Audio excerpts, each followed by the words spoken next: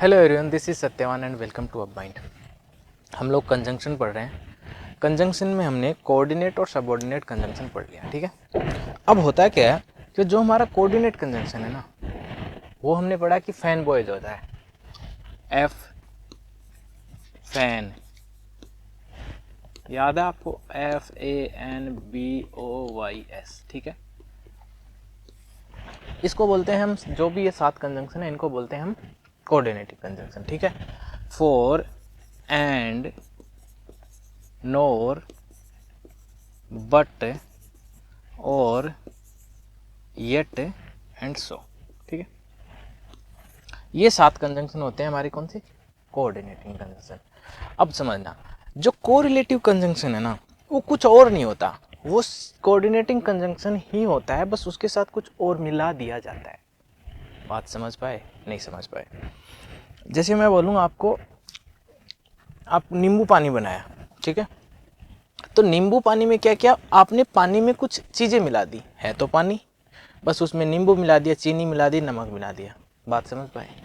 तो वही काम यहाँ किया जाता है कि जो हमारा ये कंजंक्शन है, कौन से कंजंक्शन, सुन नहीं रहा, मुझे जोर से बोलना है, कोऑर्डिनेटिंग कंजंक्शन।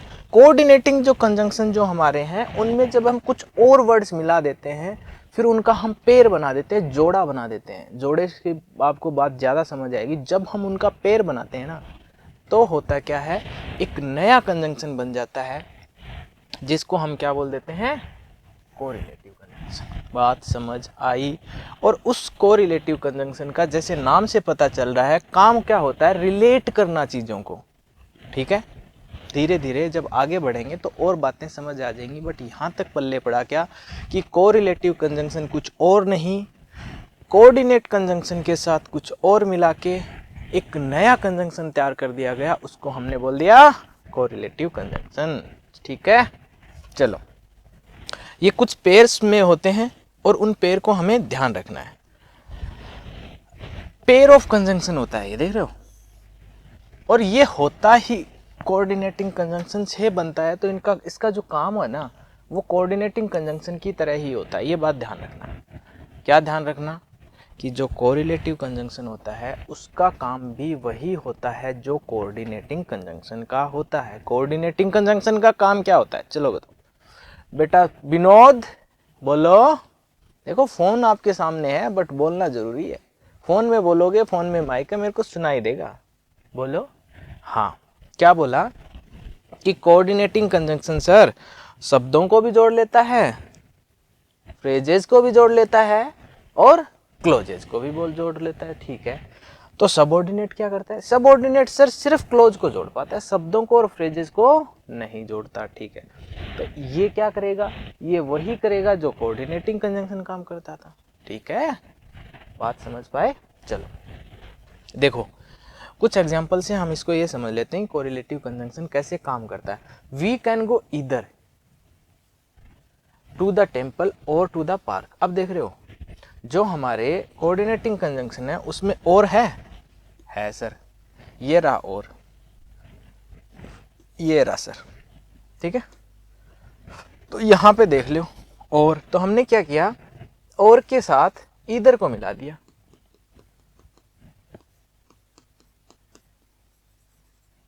कोई बात में प्रॉब्लम हो, कोई समस्या हो तो बताओ।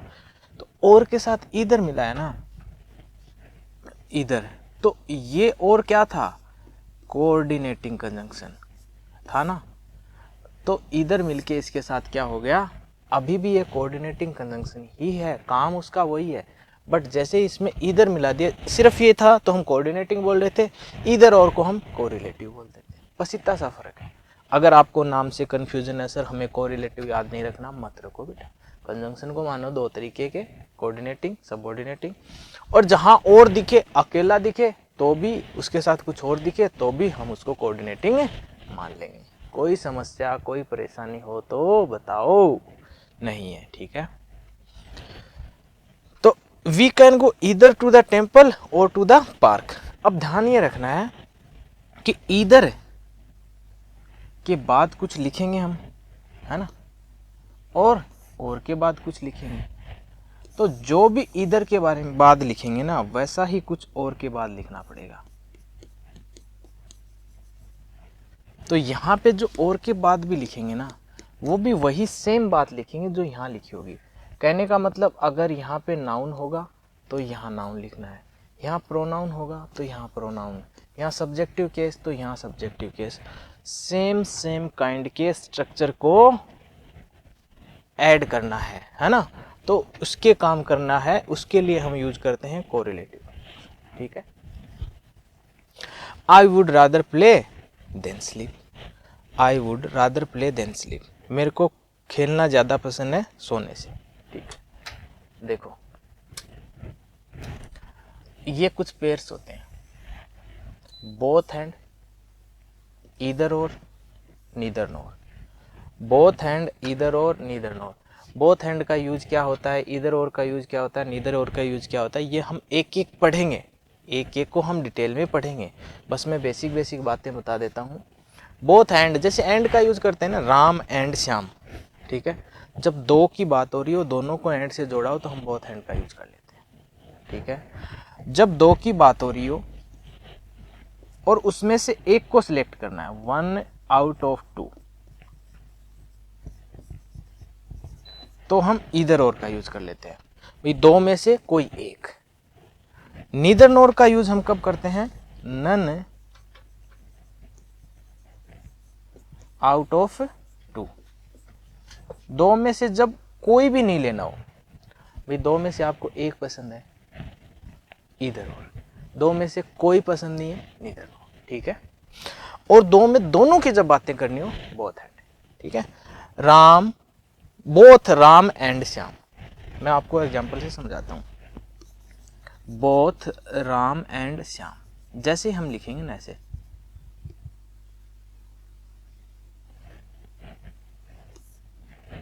बोथ राम एंड, तो ये सेंटेंस ऐसे समझना, बोथ राम एंड श्याम, तो इसका मतलब हुआ राम और श्याम दोनों के दोनों, मतलब दोनों को जोड़ दिया और दो की बात हो रही है। ठीक है, ईदर राम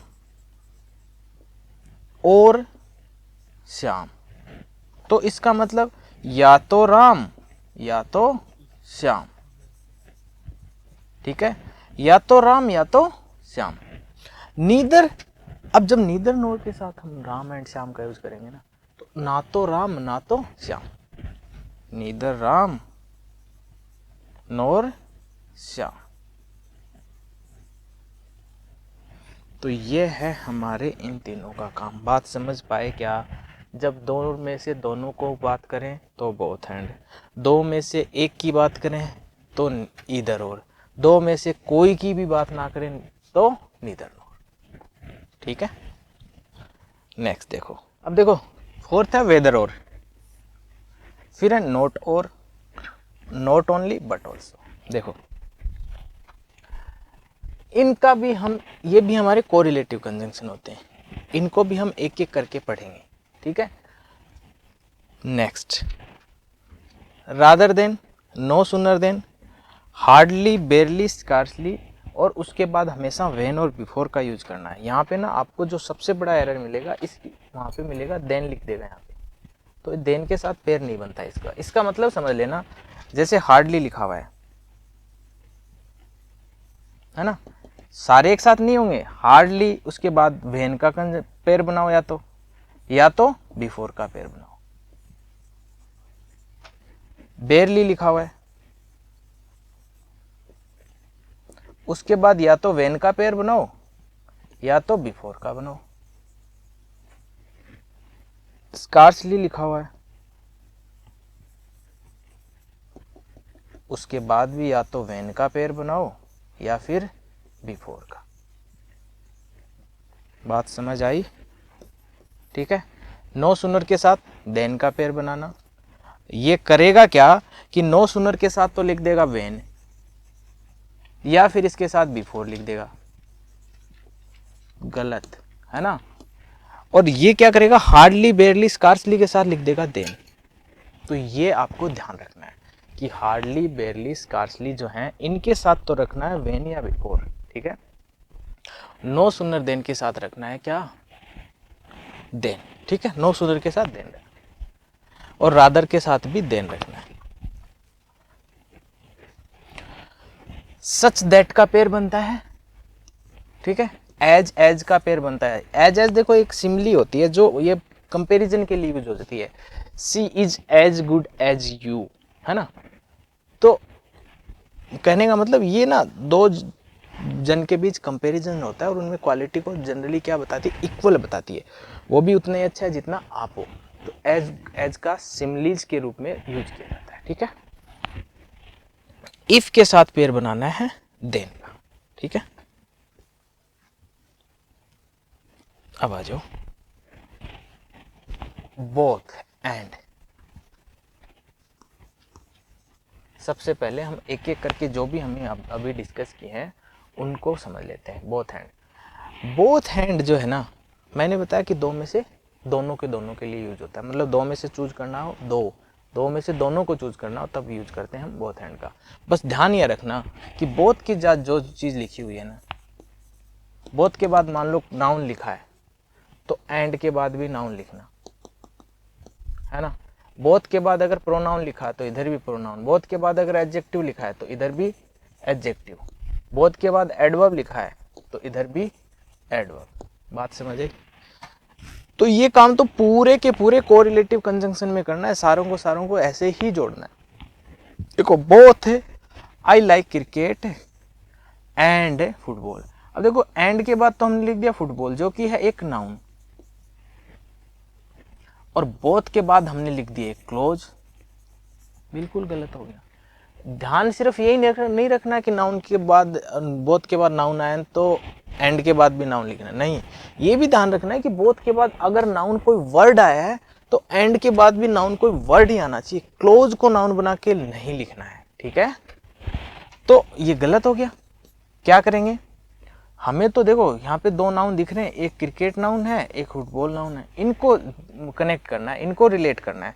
तो ये आई लाइक को बाहर निकालो, आई लाइक बोथ, एक क्या है क्रिकेट एंड फुटबॉल, बोथ का मतलब दो, वन और टू, दोनों के दोनों पसंद है, ठीक है। बात समझ आ रही है। चलो नेक्स्ट क्वेश्चन खुद से करो। I am interested both in singing and dancing, जल्दी से बताओ। आई एम इंटरेस्टेड, देखो ये लिखा हुआ है बोथ, बोथ क्या, सिंगिंग एंड डांसिंग, दो वर्ड लिखे हुए हैं हमारे पास।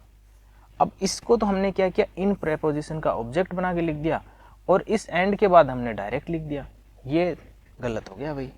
बोथ के बाद जो लिखा है वैसा ही उधर होना चाहिए, ठीक है। तो इसको क्या लिखोगे, आई एम इंटरेस्टेड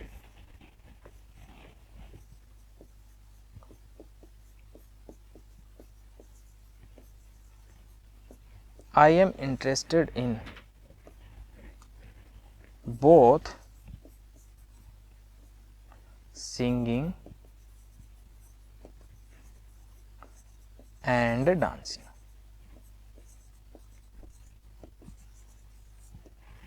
ठीक है। Next, don't use both in negative sentences. अब जो बोथ है ना हमारा, इसको नेगेटिव सेंटेंस में यूज नहीं करते, ये बात बहुत बार हमने पढ़ ली है, ठीक है, 5वीं 6ठी बार पढ़ रहे होंगे कि बोथ का यूज है ना नेगेटिव सेंटेंस जब भी लिखा हो तो नहीं करना। जैसे I don't like both Sita and Gita, नहीं करना, ठीक है। तो नीदर नोर का यूज करते हैं उसकी जगह। ये हमने जब हम डिटर्मिनर पढ़ रहे थे तब भी मैंने बताया था कि बोथ का यूज नेगेटिव सेंटेंसेज में नहीं करते। Both Sita and her sister, Sita और उसकी सिस्टर आर नॉट सिंगिंग, दोनों की दोनों नहीं गा रही हैं, तो ये सेंटेंस गलत हो गया, बोथ का यूज मत करो। नीदर सीता नोर हर सिस्टर। अब देखो ध्यान से समझना, नीदर के बाद हमने क्या लिखा, नाउन, सीता लिखा है, तो नोर के बाद भी सिस्टर नाउन ही आना चाहिए, ठीक है। Neither Sita NOR her sister is singing, ये हमारा ठीक हो गया। तो अगर आपको कहीं नेगेटिव सेंटेंस दिखे और उसमें बोथ का यूज हो तो वो गलत कर देना, ठीक है। ही विल कम ईदर विद अस। अब देखो इधर और मैंने क्या बताया, 1 out of दो में से कोई एक, ठीक है, दो में से कोई एक। देखो, he will come either with us और he stay at home with his father. या तो वो हमारे साथ आएगा या फिर अपने पापा जी के साथ घर पे रहेगा। अब देखो इसमें गलती क्या हो गई, इधर के बाद तो हमने लिखा विदस, हमने लिखा विदस, और के साथ हमने लिखा एक पूरी की पूरी क्लोज लिख दी। देखो ये सब्जेक्ट है, ये उसका प्रेडिकेट है फादर तक, है ना। तो ये पूरी की पूरी क्या हो गई, ये पूरी की पूरी क्लोज हो गई। अब ध्यान से बात ये समझना कि हमें जब ये जो कोरिलेटिव कंजंक्शन का यूज करते हैं तो इनमें जो वर्ड्स का यूज करते हैं वो मैं 50 बार बता चुका हूँ। उससे यही कि वर्ड के साथ वर्ड, फ्रेज के साथ फ्रेज, क्लोज के साथ क्लोज, इनका रिलेशन करना है, इनको रिलेट करना है, ठीक है। तो हमें क्या करना पड़ेगा, इधर को यहाँ रखना पड़ेगा, इधर ही विल। अब देखो इधर के बाद ही लिखा, अब पूरा क्लोज लिख दो, ही विल कम विद अस और, अब देखो और के बाद भी पूरा क्लोज लिख दिया तो ठीक हो गया। इधर के बाद ये सब्जेक्ट, ये उसका प्रेडिकेट, और ये पूरी की पूरी क्या है, क्लोज है। और के बाद देखो ये सब्जेक्ट, ये उसका प्रेडिकेट, और ये पूरी की पूरी क्या है, क्लोज, ठीक है। तो इधर के बाद अगर क्लोज है तो और के बाद भी क्लोज। ऐसा नहीं कि इधर के बाद तो लिख दिया कोई नाउन और के बाद लिख दिया कोई क्लोज, नहीं चलेगा, ठीक है। बड़ी आसान आसान बातें हैं, बड़ी प्यारी प्यारी बातें हैं। जल्दी से देखो, इधर he will accept to sing or to dance. अब देखो इधर का यूज हमने यहाँ कर दिया, इसके बाद तो लिख दिया हमने ये देखो टू सिंग तक एक क्लोज लिख दी, और के बाद प्रेपोजिशन और उसका ऑब्जेक्ट लिख दिया, टू डांस लिख दिया सीधा के सीधा, है ना। तो ये सेंटेंस फिर से गलत हो गया। तो देख रहे हो यहाँ पे टू सिंग दिख रहा है हमें और टू डांस दिख रहा है, तो और का यूज यहाँ किया तो इधर का यूज यहाँ कर दो, सही हो जाएगा सेंटेंस। तो ही विल एक्सेप्ट इधर to sing or to dance, ठीक है। नीदर नोर, नीदर नोर का मतलब जीरो कितने में से, दो में से, दो में से कितना, zero, zero out of two मतलब कोई भी नहीं, दो में से एक भी नहीं। Neither my father brought anything for me NOR my mother, ना तो मेरे पापा जी मेरे लिए कुछ लाए ना मेरी मम्मी जी मेरे लिए कुछ लाए। देखो नीदर, नीदर के बाद क्या लिखा है, my father subject, brought anything for me ये प्रेडिकेट, तो नीदर के बाद लिखा हुआ है ये सब्जेक्ट, ये प्रेडिकेट, तो ये क्लोज लिखी हुई है। अब नोर के बाद देखो क्या लिखा, नोर के बाद लिखा माई मदर, सिर्फ एक नाउन लिखा। नीदर के बाद क्लोज, नोर के बाद नाउन, सेंटेंस गलत हो गया। तो क्या करो, देखो नीदर के बाद क्लोज लिखी हुई है और नोर के बाद यहाँ पे देखो सिर्फ नाउन लिखा हुआ है, तो आप एक काम कर सकते हो, ये जो नोर है ना इसके बाद भी क्लोज बना दो या तो, है ना भाई, ऐसे लिख दो neither my father NOR my mother, या तो देखो दो काम कर सकते हो, नीदर के बाद पूरी क्लोज है तो नोर के बाद भी पूरी क्लोज लिखो, nor my mother brought anything more for me, यहाँ पे सिर्फ माई मदर लिखा है ना नोर के बाद, इसको लिख सकते हो नोर माई मदर, ये पूरा पूरा लिख दो ब्रोट फॉर मी, ठीक है। तो क्लोज क्लोज हो जाएगी। पर उससे होगा क्या, कि उससे होगा ये कि ये बात तो उसी से समझ आ रही है, मतलब जो काम एक बार लिखने से हो जा रहा है उसको हम दो बार क्यों लिखें।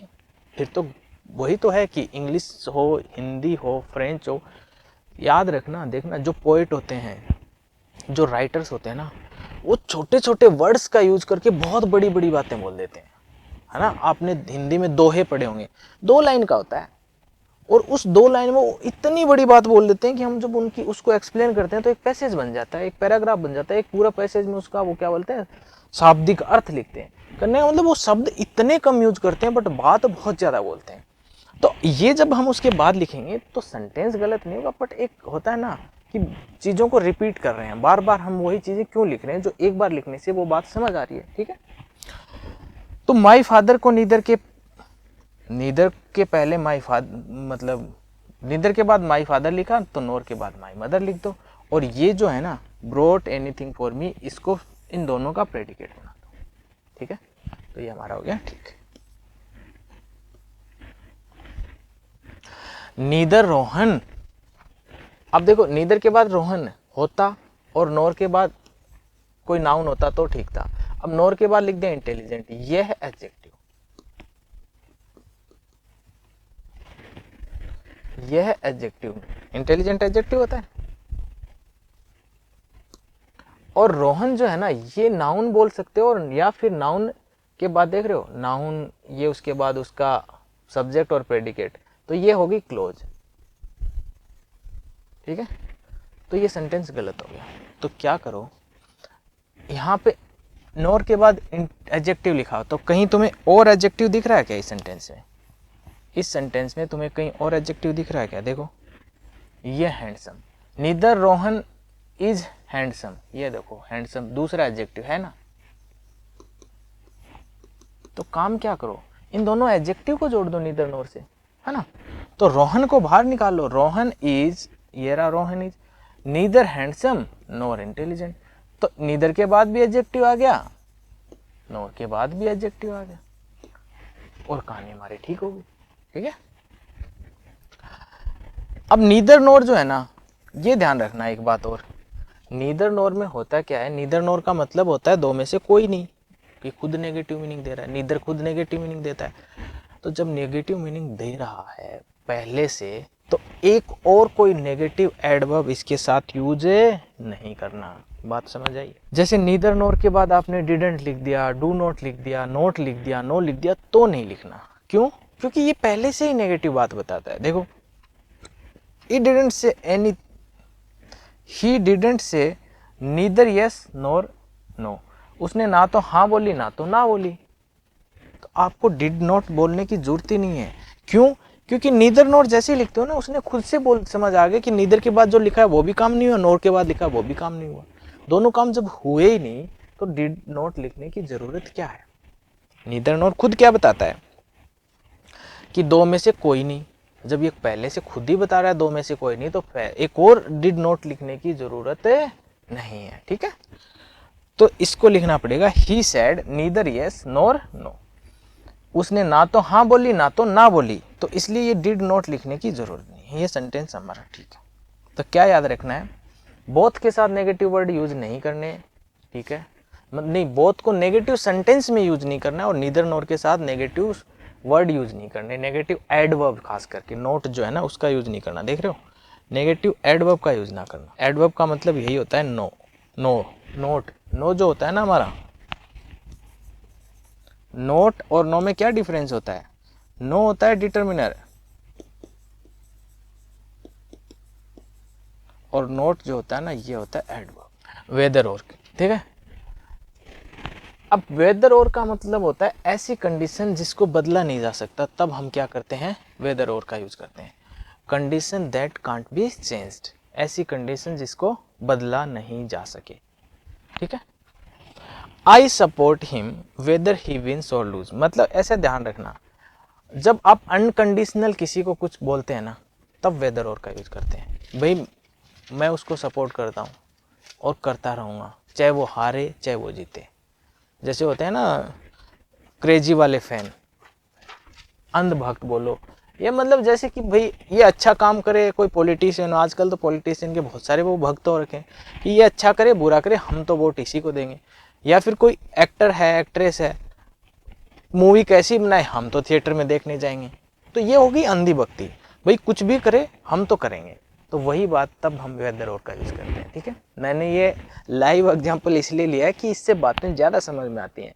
आज का बच्चा है ना, प्रेजेंट टाइम में, उसको पॉलिटिक्स और जो बॉलीवुड है, जो ड्रामे वाली लाइफ है, वो बड़ी इंटरेस्टिंग लगती है, तो इसलिए वहाँ के एग्जाम्पल दो तो बच्चे को ज़्यादा समझ आता है। ठीक है, तो अनकंडीशनल चीज़ें जो होती हैं ना, वहाँ पे इनका यूज किया जाता है।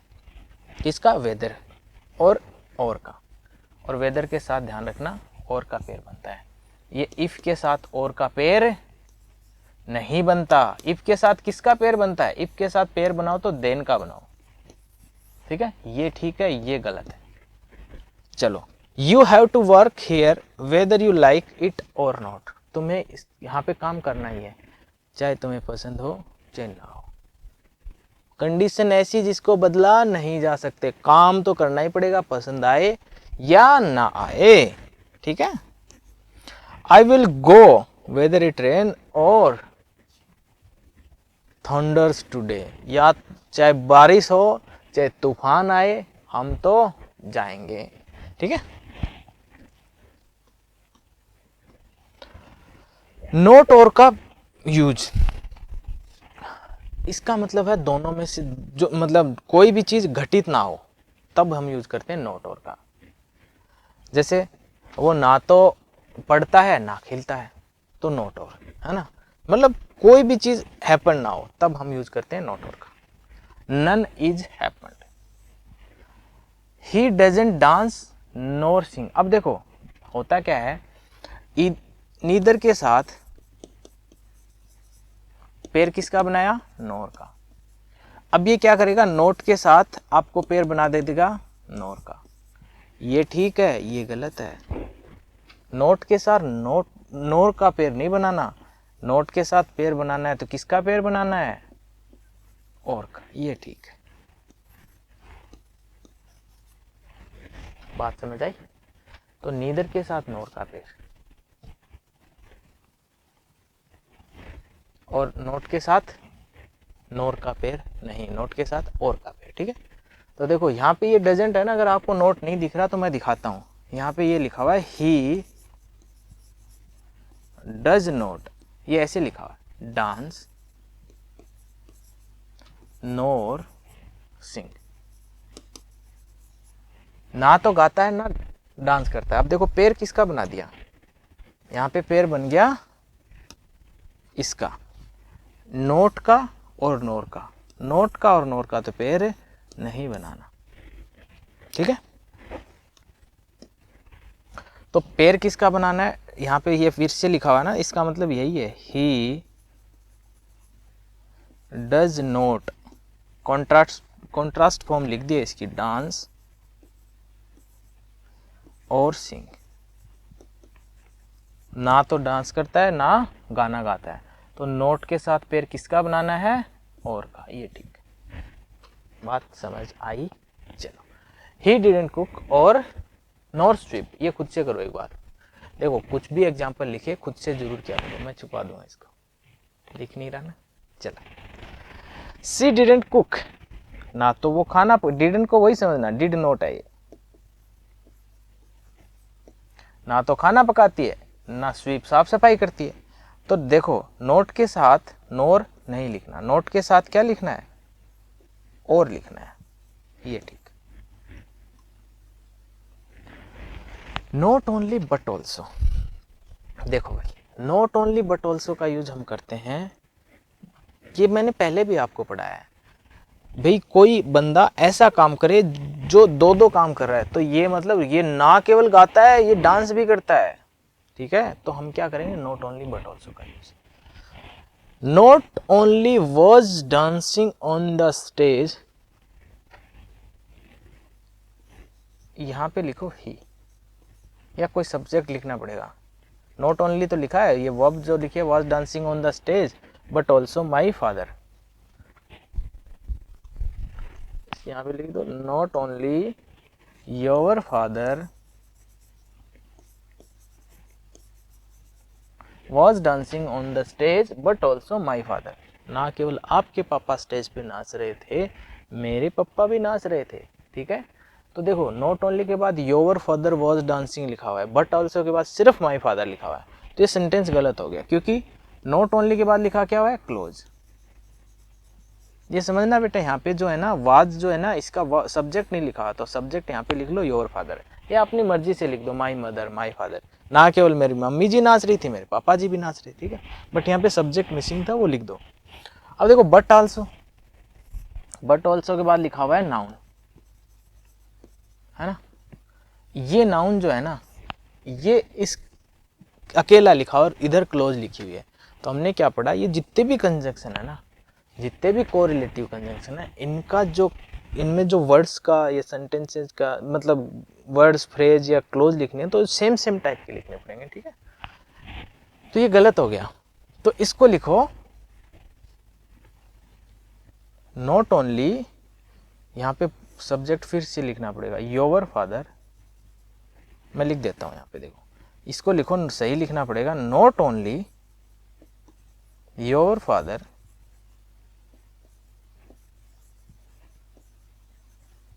But also my father was dancing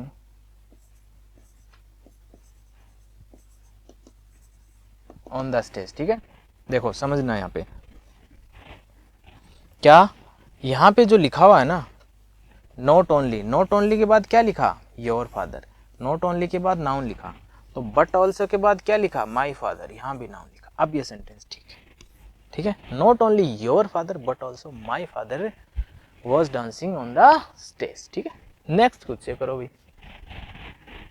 बोलो not only he was cooking but also dancing, not only, अब इसके बाद हमने क्या लिखा he was cooking but also dancing, अब बट ऑल्सो के बाद तो हमने डांसिंग लिखा, यहाँ पे ही वॉज कुकिंग क्लोज लिख दी तो गलत हो गया। तो अगर आप इतने सारे एग्जाम्पल कर चुके हैं तो देख रहे होंगे यहाँ पे कुकिंग लिखा है डांसिंग लिखा है, तो इसको वो करो, तो he was cooking, he was को बाहर निकाल लो और नॉट ओनली के बाद कुकिंग लिख दो, बट ऑल्सो के बाद डांसिंग लिख दो, हो गया सेंटेंस, ठीक है।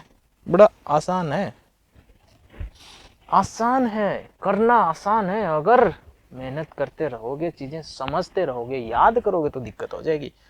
रादर देन, अब देखो रादर देन का यूज करते हैं दो में से एक, जो जब आपका कोई फेवरेट हो, है ना, मेरे को ये वाला नहीं वो वाला पसंद है, मेरे को ये वाला नहीं वो वाला ज्यादा अच्छा लगता है, मेरे को ये वाली नहीं वो वाली ज्यादा पसंद है, ठीक है।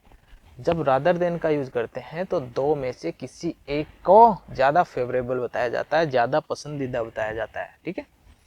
जैसे I would rather play than studying, मैं पढ़ने से ज्यादा पसंद क्या करता हूँ, खेलना, मेरे को खेलना ज्यादा पसंद है किससे, पढ़ने से। तो देखो फिर वही बात, अगर रादर के बाद लिखा है प्ले तो देन के बाद भी स्टडी लिखो भाई, स्टडिंग क्यों लिखा, यहाँ पे तो आपने वर्ब की आईएनजी फॉर्म लिख दी, यहाँ पे आपने रादर के बाद वर्ब की फर्स्ट फॉर्म लिख दी, तो ये तो नाइंसाफी हो गई, तो ये सेंटेंस भी गलत हो गई। तो इसको क्या लिखोगे, आई वुड रादर, रादर के बाद प्ले लिखा है तो देन के बाद भी स्टडी लिखो, और ये सेंटेंस करेक्ट है, ठीक है। I would rather play than study, मतलब पढ़ने से ज्यादा खेलना पसंद है। आई वुड रादर, अब देखो रादर के बाद क्या लिखा, spend time with my friends than sleeping all the day long. अब देख रहे हो spend time with my friends, तो यहाँ पे स्पेंड लिखा है और वहां पे क्या लिखा है स्लीपिंग लिखा है, तो गलत हो गया, है ना। तो वहां पर भी या तो यहाँ पे स्पेंडिंग लिखो यहाँ पे, या फिर वहां पर स्लीप लिखो। तो क्या करेंगे, जब सेंटेंस में दो गलतियां हो, याद है आपको, सेंटेंस में दो टाइप से ठीक किया जा सकता है, इधर भी गलती है, शुरू से हमने पढ़ना शुरू किया, यहाँ गलती है, यहाँ गलती है, अब एक को सुधारने से ठीक हो जाएगा, तो इसको सुधारें कि उसको सुधारें। तो पढ़ते हम सेंटेंस को कैसे हैं, लेफ्ट टू राइट हम रीड करते हैं, जब हम करेक्शन करते हैं तो राइट टू लेफ्ट करेक्शन करते हैं, ठीक है। तो यहाँ पे ये लिख दो than sleep all day, sleeping को कर दो स्लीप। नो सूनर देन, देखो एक तो हमने ये पढ़ा था कि नो सूनर जो होता है ना, एडवर्ब होती है जब अकेली, और एडवर्ब जब होती है ना तो इसमें हम वो इन्वर्जन का भी यूज करते हैं, याद आ रहा है, जब इसका हम स्टार्टिंग में यूज कर लेते हैं तो इसमें इन्वर्जन किया जाता है। दो एक्शन का टाइम और स्टेट, अगर टाइम ऑफ टू एक्शंस और स्टेट्स ऑलमोस्ट सेम हो तो हम नो सूनर देन का यूज करते हैं। अगर कोई दो एक्शन है जिनका टाइम मतलब लगभग सेम हो, मैं जब पहुंचा उसी टाइम वो लोग भी पहुंचे, मतलब एक टाइम पे पहुंचे लगभग। जब मैं स्टेशन पहुंचा तभी ट्रेन पहुंची, तो नो सुनर देन मैंने गिलास छोड़ा टूट गया, तो टाइम का कंज्यूमेशन बहुत कम हुआ, छोड़ा हाथ से नीचे गिरा टूट गया। तो कब किसका यूज कर लेते हैं, नो सुनर देन का। जब टाइम का गैप जो है ना, दो एक्शन हो या दो स्टेट हो, उनके बीच टाइम का गैप ना हो तो, ठीक है। अब जब इनका ना एक चीज और ध्यान रखना, जब इसका हम यूज करते हैं at the beginning of the sentence, किसी भी सेंटेंस की शुरुआत में जब नो सुनर का यूज करते हैं ना, तो उस सेंटेंस को ध्यान रखना किस में लिखना पड़ेगा, इन्वर्जन, इन्वर्टेड फॉर्म में लिखना पड़ेगा। अब इन्वर्जन क्या होता है ये तो बेटा मैं 5-6 बार बता चुका हूं। जब वर्ब सब्जेक्ट से पहले आ जाए, जब हेल्पिंग वर्ब जो है वो सब्जेक्ट से पहले लिख दी जाए ना, तब हम किसको बोलते हैं, इन्वर्जन। उसको इंटेरोगेटिव सेंटेंस भी बोलते हैं, पर उसमें नो सुनर देन नहीं, वो फिर वो स्टार्टिंग में होती है। जब हेल्पिंग वर्ब से शुरुआत हो तब क्वेश्चन, इंटेरोगेटिव सेंटेंस, और नो सुनर के बाद हेल्पिंग वर्ब हो, उसके बाद सब्जेक्ट हो, तब इन्वर्जन। देखो नो सुनर डिड, अब यहाँ पे सब्जेक्ट गायब है, डिड ही लिखो। No sooner did he reach on the stage when the audience started clapping. जैसे ही वो स्टेज पे पहुंचा, ऑडियंस ने ताली बजानी शुरू कर दी। अब देखो बात को समझना, स्टेज पे पहुंचना और ताली बजाना दोनों में गैप नहीं है, टाइम का लगभग सेम है। जैसे उसने पहुंचा तालियां शुरू, अब ऐसा बोलोगे सर फ्रैक्शन ऑफ सेकंड का तो गैप है, बिल्कुल है, तो इसीलिए तो ऑलमोस्ट सेम लिखा है भाई। थोड़ा सा टाइम का गैप है, ज्यादा टाइम का गैप है नहीं है, और वो इतना है कि वो नेग्लिजिबल है।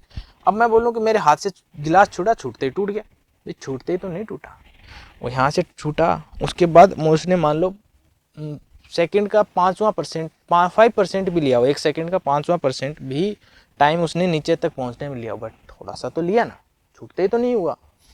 बट वो इतना टाइम कम है कि उसको हम नेग्लेक्ट कर सकते हैं, उसको 0 मान सकते हैं, ठीक है। तो नो सुनर देन का यूज तब करते हैं, और नो सुनर के साथ पेर का ध्यान रखना है, देन का यूज करते हैं, ठीक है बाबू। चलो, नो सुनर डिड, ओके, यहां पे लिखो he reach on the stage then the audience started clapping. अब देखो देन, हाँ, अब यहाँ पे ध्यान देना, ये गलती है कि वेन का पेर बना रखा है। नो सुनर के साथ पेर किसका बनाना है, वेन का, तो यहाँ पे वेन लिखा होता है, ये गलत था। ये इसके साथ क्या लिखना है, देन लिखना है, ठीक है।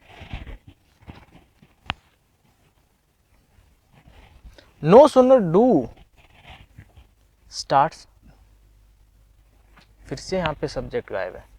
No sooner do he start singing when he start shouting, तो यहाँ पे सब्जेक्ट लिख दो दे। नो सुनर डू दे, क्योंकि ये प्लूरल, डू भी लिखा हो तो प्लूरल दे लिखना पड़ेगा, क्योंकि डू भी हेल्पिंग वर्ब लिखी है जो कि प्लूरल है, या फिर वी लिख सकते हो, कुछ भी लिख सकते हो, ठीक है।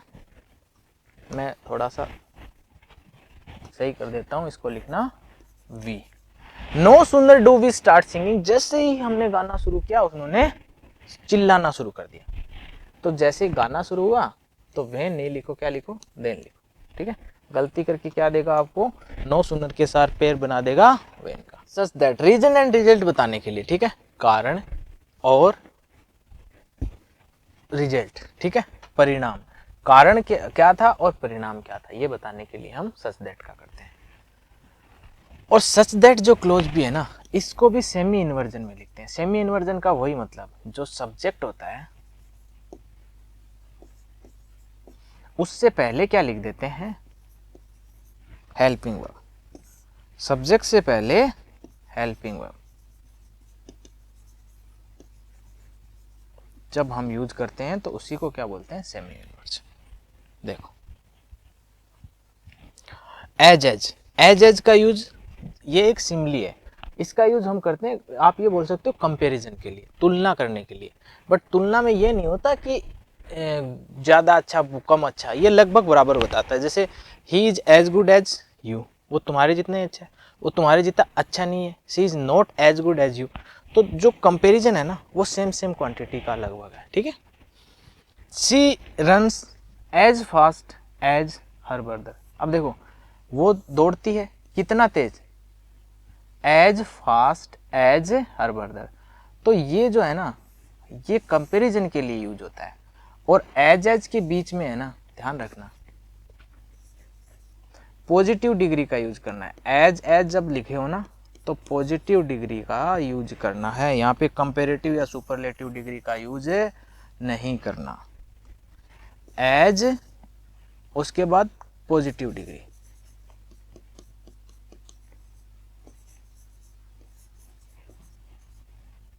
और उसके बाद एज, ठीक है, ये याद रखना, जो कि हमने पढ़ा तो इसको डिटर्मिनर में भी था। तो इसके पहले देखो एज के पहले यहाँ पे फास्टर लिख देता, स्लो लिख देता ठीक था, स्लोअर लिख देता, फास्टेस्ट लिख देता तो गलत हो जाता, ठीक है। यहाँ पे अगर पॉजिटिव डिग्री की जगह कंपेरेटिव डिग्री या सुपरलेटिव डिग्री तो गलत हो जाता। ये गलत है, ये गलत है, दोनों के बीच में सिर्फ और सिर्फ किसका यूज करना है, positive degree. Not but, I am waiting here not for books but pens, इसका मतलब नोट के बाद जो लिखा होगा ना वो तो चीज़ का नहीं, और बट के बाद लिखा होगा ना वो चीज़ के लिए हाँ। मैं यहाँ पे जो वेट कर रहा हूँ ना, नोट फॉर बुक्स किताब के लिए नहीं, बट फॉर पेन्स पेन के लिए हाँ, ठीक है। कहने का मतलब नोट बट का यूज हम करते हैं, देखो ये एग्जाम में बहुत कम आता है, बट फिर भी ध्यान रखना नोट के साथ बट का पेयर बना देते हैं, नोट के साथ और का पेयर बनाते हैं, नोर का पेयर मत बनाना, ठीक है। और जब हमें दो में से एक के बारे में बताना हो कि इसके लिए हाँ इसके लिए ना, तब हम नोट बट का यूज करते हैं, ठीक है। He is in the mood for dancing but singing, note for dancing, dancing के लिए उसका मूड नहीं है, सिंगिंग के लिए उसका मूड है, ठीक है। तो बट वाले जो वर्ड लिखा हुआ है, बट जो कंजंक्शन लिखा हुआ है, इसके बाद जो कोई भी एडजेक्टिव लिखा है, कोई भी एडवर्ब लिखी है या कोई नाउन लिखा है, उसके लिए तो हाँ है, बट नोट के बाद जो लिखा है उसके लिए ना है। अब ये थोड़ा सा ध्यान से समझना, हार्डली, बेयरली, स्कार्सली, ये तीनों अलग अलग वर्ड है। ये ऐसे हो सकता है हार्डली व्हेन, हार्डली बिफोर, ठीक है, स्केर्सली व्हेन या स्केर्सली बिफोर, ठीक है, बेयरली व्हेन या बेयरली बिफोर। ये मतलब एक एक वर्ड का सबके साथ पेयर बनेगा, ऐसा नहीं है तीनों एक साथ होंगे, हार्डली, बेयरली, स्कार्सली लिख दिया उसके बाद व्हेन ना। और इसमें गलती आपको क्या करके देगा, गलती आपको इसमें ये मिलेगी कि है तो ये हार्डली, बेयरली और स्कार्सली, इसके साथ पेयर तो बनाना है व्हेन और बिफोर का, यहाँ पे लिख देगा आपको देन, ये गलत हो जाएगा। इसके साथ किसका पेयर बनाना है, व्हेन का बनाना है। I hardly saw my father than started reading, जैसे मैंने पापा को देखा, उससे पहले तो फोन में गेम खेल रहा था, जैसे पापा देखे फोन साइड में, किताब सामने, पढ़ना शुरू। तो कहना तो ये चाह रहा है, बट हमने देखा कि हार्डली जो है ना, इसके साथ पेयर किसका बनाना है, देन का नहीं, व्हेन का, ठीक है, या फिर बिफोर का, ठीक है। तो यहां व्हेन लिखो या बिफोर। और जब बात हो रही हो कि जैसे मैंने पापा को देखा उस टाइम पे पढ़ना शुरू किया, या पापा को देखने से पहले शुरू किया तो बिफोर लिख दो, पापा को देखते ही शुरू किया तो व्हेन लिख दो, ठीक है। मीनिंग दोनों में जब लिखोगे तो अलग अलग हो जाएंगे, तो देन तो गलत है, व्हेन लिख दो। He scarcely scolds her when she started weeping, he scarcely scolded her when she started, एक मिनट, वीपिंग, ये तो ठीक लिखा हो, देखो ये इनकरेक्ट नहीं है, ये सही है, ठीक है। she scarcely scolds her then that, ये गलत है, that नहीं, यहाँ पे लिखो बिफोर लिख सकते हो, मतलब जस्ट उसने रोना शुरू किया, उससे पहले तक स्कोल्ड कर रही थी, मतलब डांट रही थी या चांटे लगा रही थी, तब तो बिफोर, या फिर जैसे उसने रोना शुरू किया तब उसने स्कोल्ड करना बंद किया, तब यूज करेंगे व्हेन का। ठीक है, बट दैट का यूज यहाँ पे गलत है, वो इनकरेक्ट नहीं है, वो करेक्ट सेंटेंस है। If you speak truth then I will forgive you. If के साथ देन का पेयर बनता है, ठीक है, ये ध्यान रखना। इफ के साथ और का पेयर नहीं बनता, और का वेदर के साथ बनता है। इफ के साथ देन का पेयर बनता है, ठीक है। If you speak the truth then I will forgive you. अब देखो, if you speak the truth then I will forgive you. अब एक बात और ध्यान रखना, जो कि आपके एग्जाम से रेलिवेंट तो नहीं है, पंक्चुएशन आपके नहीं आता, मतलब एसएससी हो या बैंक हो, इनमें पंक्चुएशन नहीं आता कि भाई कहाँ कोमा लगेगी, कहाँ फुल स्टॉप लगेगा, कहाँ क्वेश्चन मार्क्स लगेगा, क्या कहाँ मतलब एक्सक्लेमेशन मार्क लगेगा, तो ये आपके नहीं आता। बट ध्यान देना कि जब भी, ये बात मैंने आपको पहले भी बताई, सबऑर्डिनेट कंजंक्शन, जब भी सबऑर्डिनेट कंजंक्शन हो सेंटेंस की शुरुआत में हो, इसकी सबऑर्डिनेट कंजंक्शन अगर स्टार्टिंग में हो, ठीक है, तो स्टार्टिंग में सबऑर्डिनेटिंग कंजंक्शन से शुरुआत होगी, उसके बाद मेन क्लोज आएगी, और या फिर पहले मेन क्लोज हो, ठीक है, उसके बाद सबऑर्डिनेट कंजंक्शन आएगा, और उसके बाद सबऑर्डिनेटिंग कंजंक्शन आएगी, क्लोज आएगी। पहले मेन क्लोज, उसके बाद सबऑर्डिनेट क्लोज।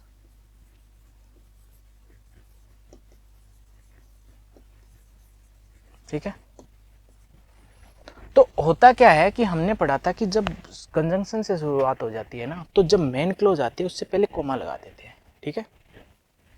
बट अगर मान लो शुरुआत कर दी हमने मेन क्लोज से, तो उसके बाद आया कंजंक्शन, तो कोमा नहीं लगानी है। बट जब पेयर में हम इसका यूज करते हैं ना, क्या इफ देन का यूज कर रहे हैं, तो शुरुआत में यूज करो।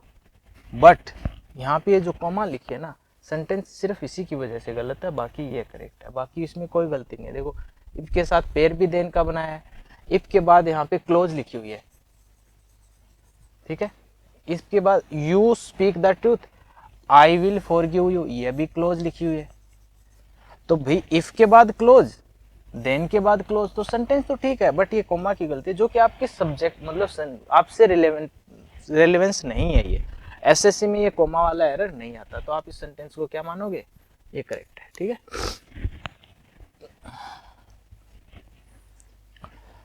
अब देखो, कुछ और कंजंक्शंस होते हैं जो मिल बांट के, मतलब दो वर्ड से मिलके बनते हैं, उनका भी हम थोड़ा थोड़ा यूजेस पढ़ लेते हैं, इनका भी एग्जाम से आ जाता है। नन बट है, नन बट का मतलब ओनली, एक की बात हो रही है ना। नन अदर देन भी पढ़ा होगा आपने, है ना। नन बट, कुछ और नहीं, सिर्फ वो। None but this board, none but this marker, मतलब कुछ और नहीं, सिर्फ ओनली उसी की बात हो, तब हम यूज करते हैं नट बट।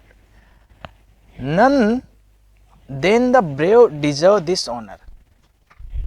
अब देखना, नन कोई और नहीं, than the brave deserve this honour, मतलब ब्रेव के अलावा कोई और इस बात, जो ऑनर है, जो भी ऑनर दिया गया है, उस ऑनर को डिजर्व नहीं करते। तो नन मत लिखो, क्या लिखना है, नन बट, ठीक है।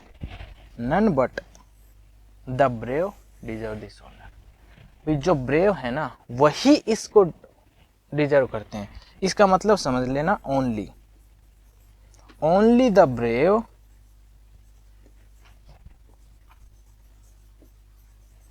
डिजर्व्स दिस ऑनर, ठीक है। सिर्फ और सिर्फ जो ब्रेव है ना वही इस ऑनर को डिजर्व करते हैं। नन, फिर से नन लिख दिया, नन नहीं, none but the fittest people can do sports, जो फिट हैं वही स्पोर्ट्स खेल सकते हैं, वही स्पोर्ट्स में पार्टिसिपेट कर सकते हैं। इसका मतलब हो गया only, only fittest. None other than, no other than, ये भी इम्फेसाइज करने के लिए यूज होते हैं, और इनका मतलब भी होता है उसके अलावा कोई नहीं, और नहीं। ये एम्फेसाइज करने के लिए होते हैं, जब बात में वजन बढ़ाना हो, जोर डालना हो, तब हम इनका यूज करते हैं। Mohan is none other. अब नन अदर के साथ जो है ना बट नहीं लिखना, ठीक है, नन अदर देन लिखना, ठीक है। The first prize goes to none other but, none other के साथ ये पेयर बट नहीं होता, नन अदर के साथ देन होता, ठीक है। बड़ा आसान सा बात है, आपको ये बस नन अदर देन वर्ड याद रखना। बिटवीन के साथ पेयर बनाना एंड। अब देखो ये जो है ना, जब टाइम वाइम का यूज करें ना उसके लिए यूज होता है, दो समय की बात हो रही हो तब उस बिटवीन एंड का यूज होता है। The teacher he teaches us between Monday to Friday. अब देखो बिटवीन मंडे टू फ्राइडे, अब देख बात समझना, टू जो है ना हमारा, टू प्रेपोजिशन होती है डेस्टिनेशन की, मतलब जहां से शुरू कोई बात हुई है और जहां उसका एंड हो रहा है वहां तक के लिए जाते हैं ना, तब टू का यूज करते हैं। अब बिटवीन के साथ हमने कर दिया यूज टू का, तो ध्यान रखना हमने शुरुआत तो की नहीं, बिटवीन क्या बताता है, बीच का। अब ये बता रहा है कि मंडे और फ्राइडे के बीच में पढ़ाते हैं, और जैसे ही हमने टू लिखा ना तो ये तक ले जाएगा भाई, मंडे से फ्राइडे तक। तो बिटवीन के साथ टू का पेयर नहीं बनाना, बिटवीन के साथ किसका पेयर बनाना, एंड का। बिटवीन के साथ एंड का पेयर बनाना, तो वो हमें मंडे और फ्राइडे के बीच में बनाना है, ठीक है। ये बिटवीन के साथ किसका पेयर बनाना है, एंड का। टू बना के दे देगा और देखने में सही भी लगेगा, बट जो देखने में सही लगे वो हमेशा सही हो, ये बात सही नहीं होती, ठीक है, ये बात हमेशा सही नहीं होती। Between 2020 to 2021 he had been with us, वो 2020 से 2021 के बीच हमारे साथ था, हमारे साथ था, देखो विद अस। तो बिटवीन के साथ फिर से टू का पेयर गलत, बिटवीन के साथ क्या लिखो, एंड। तो कंजंक्शन हमारा मेरी तरफ से हो गया कंप्लीट, ठीक है।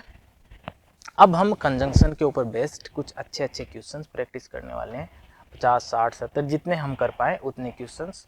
100 क्वेश्चन लेके आया हूँ मैं, जितने हम कर पाएंगे उतने कर लेंगे, बाकी आप कर लेना, ठीक है। तो अभी के लिए इतना ही, मिलते हैं प्रैक्टिस क्लास में, तब तक के लिए बाय। प्रैक्टिस क्लास में मिलते हैं, तब तक ध्यान रखना इसको पढ़ने से पहले क्या करना है, क्वेश्चन जो प्रैक्टिस क्लास होती है ना हमारी, उससे पहले ध्यान रखना इस चैप्टर को 1 या 2 बार तो मतलब पढ़ना है, इसको पहली बार पढ़ना है, सिर्फ सुनना है, दूसरी बार नोट्स बनाना है, उसके बाद 1 टाइम रिवीजन बहुत ज़्यादा ज़रूरी है, उसके बाद ही हमें प्रैक्टिस पे उतरना है। और उसके बाद जब हम प्रैक्टिस करेंगे तो आप देखेंगे अगर हम 50 क्वेश्चंस करते हैं ना तो आप 50 में से ज़्यादा नहीं तो 45 क्वेश्चन ठीक कर ही दोगे। बट अगर आपने ये क्लास 3 बार नहीं देखी है और उससे पहले आप क्वेश्चन करने लग गए तो आपकी गलती होगी, क्योंकि फिर समझ नहीं आएंगी चीज़ें।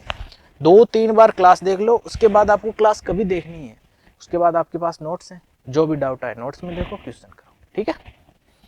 तो अभी के लिए इतना ही, मिलते हैं नेक्स्ट क्लास में, तब तक के लिए बाय।